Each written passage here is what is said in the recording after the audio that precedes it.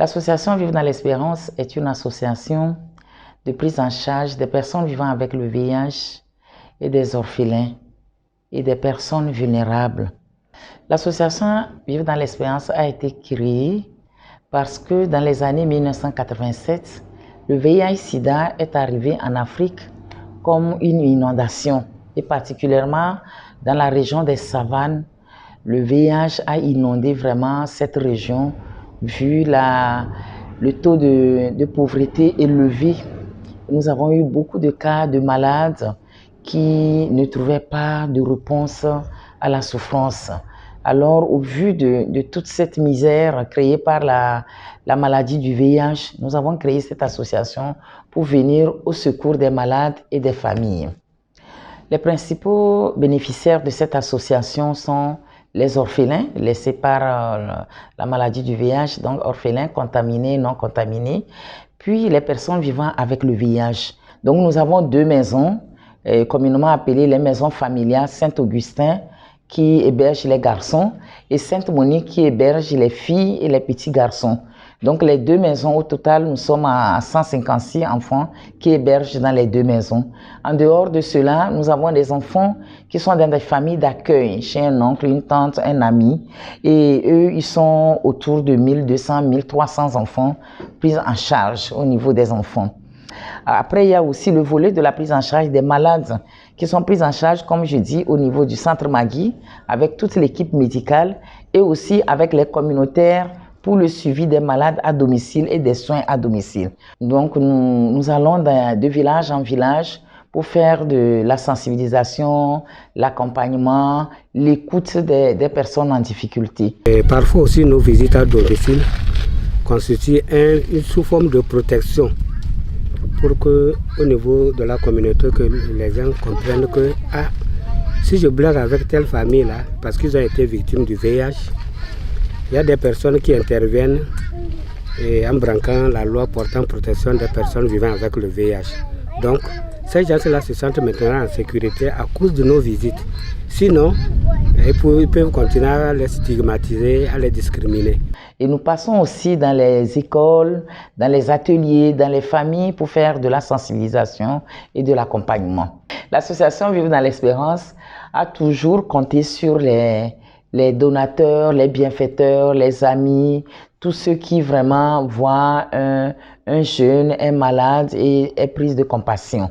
Et depuis quelques années, nous avons eu quelques organisations qui sont venues à notre secours, comme l'ambassade de France, comme l'OCDI, la Caritas, et puis des associations en France, plein de petites associations qui nous viennent en aide, et beaucoup de familles, des personnes individuelles, toutes les personnes qui sont mobilisées autour de nous. Donc nous avons un peu des gens de tous les pays, et la France, l'Allemagne, l'Espagne, le Togo. Nous remercions les quelques personnes qui nous aident au Togo, dont aussi le gouvernement qui apporte un peu son appui. Les activités génératrices de revenus au niveau de l'association a été une très grande activité et prioritaire même dès le début de la création de l'association, parce que beaucoup de malades étant isolés n'arrivaient plus à reprendre contact avec la population, avec l'environnement et tout. Et une des grandes activités qu'il fallait mener, c'est à partir du moment où la personne retrouvait sa santé ou retrouve sa santé, de lui mettre une activité génératrice de revenus pour pouvoir reprendre sa place d'éducateur dans la famille et reprendre le goût de vie dans la société. Donc nous cherchons vraiment des fonds pour les activités génératrices de revenus, pour que nos malades ou nos patients ne sont pas seulement des consommateurs. Donc aujourd'hui, nous avons une ferme avec une équipe de personnel qui travaille sur le terrain, avec une pisciculture, avec une partie pour faire l'élevage des porcs, l'élevage des poulets, l'élevage des lapins, et puis un peu de l'agriculture. Ici, nous sommes à la ferme de Vivre dans l'Espérance. Nous faisons l'élevage des poissons. Ici, nous avons 8 étangs. Et nous avons à l'écloserie aussi les bacs. Nous avons les bacs de laboratoire où nous mettons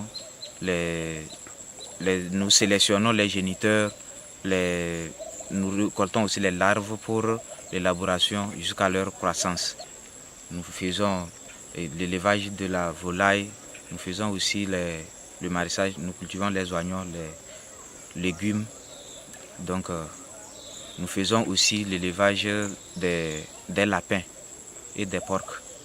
Après la récolte des poissons, nous faisons la vente avec l'association et nous faisons aussi, surtout c'est pour la consommation des orphelins et des orphelines que l'association conduit.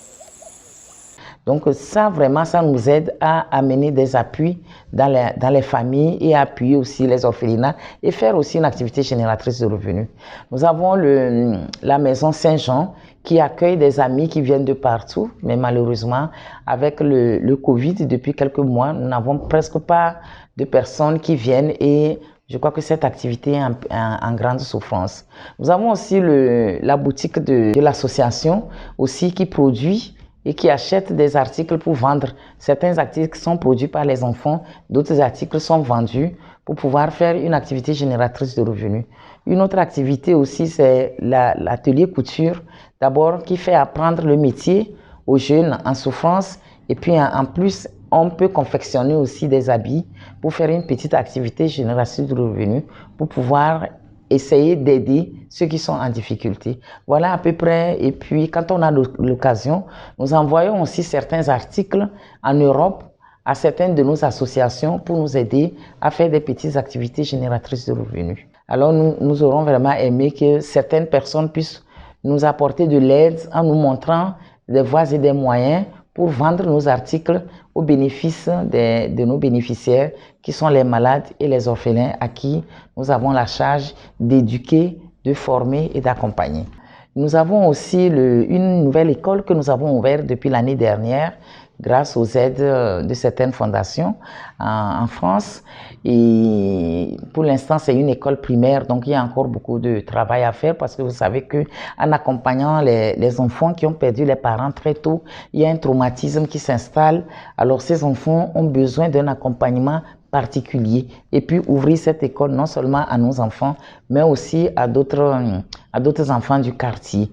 Et tous ceux qui nous ont aidés depuis plus de 20 ans.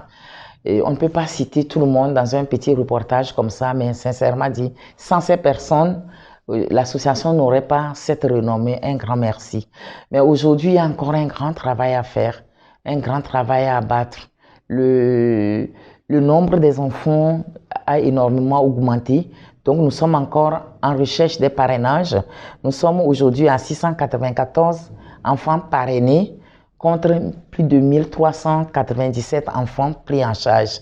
Donc, de ce côté, nous avons encore besoin de beaucoup de parrains et à travers le monde entier, d'une part. D'autre part, au niveau du personnel de l'association, nous sommes à 67 personnels qui travaillent à temps plein et nos structures ne sont pas encore assez autonomes. Alors, au niveau du fonctionnement, nous avons vraiment besoin d'un appui des uns et des autres pour le fonctionnement des différentes structures et de l'association. Nous avons aussi besoin des fonds pour pouvoir orienter nos jeunes dans la formation, dans certaines formations susceptibles de trouver du travail demain. Vous voyez, parce que de plus en plus, nous avons un grand nombre de jeunes qui réussissent au bac, mais nous n'avons pas forcément les moyens pour les orienter vers des formations et qui va leur donner un travail demain. Vraiment, nous faisons appel aussi au gouvernement et nous remercions d'abord le gouvernement cette année d'avoir fait reconnaître le centre Magui comme un centre de soins reconnu par l'État et nous attendons encore vraiment un appui de l'État par rapport au renforcement de capacité de certains services. Au niveau des perspectives d'avenir au sein du centre Magui, ce que nous attendons, c'est que quand même on puisse renforcer les capacités, développer d'autres services au sein du centre Magui, comme la gynéco. On a déjà la maternité, mais si on pouvait avoir un service de gynécologie plus développé, avoir de l'ophtalmologie au sein du centre Magui, une médecine vraiment plus élargie.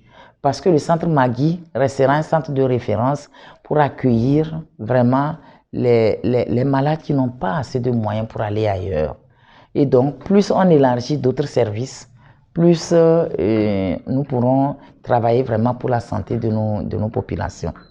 Donc, au niveau du centre Magui. Au niveau des autres structures, nous souhaiterons un jour quand même avoir même une école de formation à petits métiers pour les jeunes qui ne peuvent pas faire des grands métiers. Une école où on trouvera des tout petits métiers dans cette école. Une école de haute couture, une école de menuiserie, une école de soudure, une école, un ensemble quoi, d'une école de formation. Donc là aussi, c'est vraiment quelque chose pour lequel nous réfléchissons depuis des années. Et aussi, nous travaillons aussi pour le développement de notre petite école. Et nous ne voulons pas nous arrêter en primaire. On veut aussi aller jusqu'au collège ou au lycée, vraiment pour permettre que nos enfants qui n'ont pas la chance de bien travailler dans les autres écoles puissent avoir la chance d'aller dans cette école-là, où vraiment ils sont en petit nombre, où les enseignants ont vraiment un œil sur chaque enfant pour pouvoir développer.